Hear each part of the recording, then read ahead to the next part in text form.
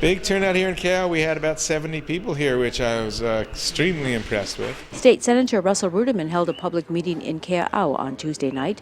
A large group came out to hear a legislative update from the Puna senator while the official legislative recess is underway. The room was mostly filled with supporters who share the senator's views over district concerns, including geothermal energy development and invasive species. In an interview with Big Island Video News after the meeting, Senator Ruderman said historically, Puna has had a difficult time getting heard on issues like these at the Capitol. I try not to be too cynical about it. I'm more annoyed that the state ignored our coqui frog population for a while it exploded beyond our ability to control it. I guess the fire ants are going to be at least as big a problem ultimately.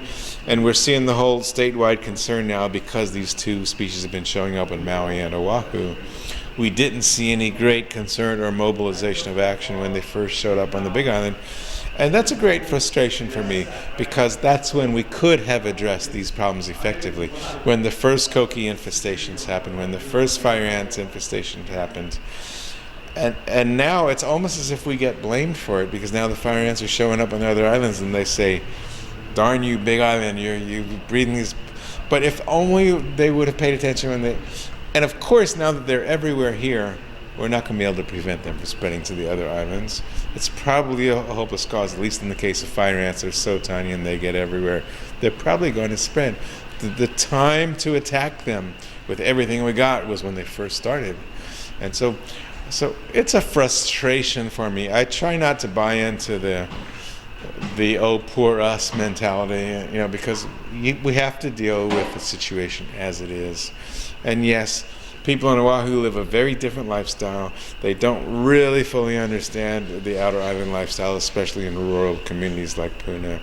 I don't think they even understand it or conceive of it enough to care about it. One of Ruderman's top priorities for this legislative session is getting a new regional library for Puna.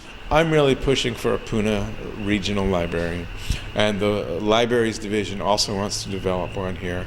So I've made that my number one funding request and priority to fund a feasibility study for a Puna Regional Library. The reasons why, well, there's a move statewide to pull the libraries out of the schools. Right now, in our district, each library is in a school. It's in Pahoa High School, it's in the Keaau Middle School, and it's in Mountain View Elementary School. And the public schools have use conflicts where we have, because the library is on their campus, they have strangers on campus and they can't control their security. We also have issues of it, they're simply not up to the task. For example, our Pahoa library is the third most highly used library on the island after Hilo and Kailua Kona. And that library only has 6 parking spaces, including staff, and you're not supposed to park on the street.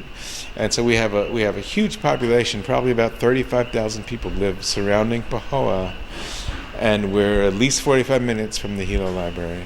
So it's a fast-growing district, it's a poor district, it's an underserved district, and we've demonstrated our need for a library.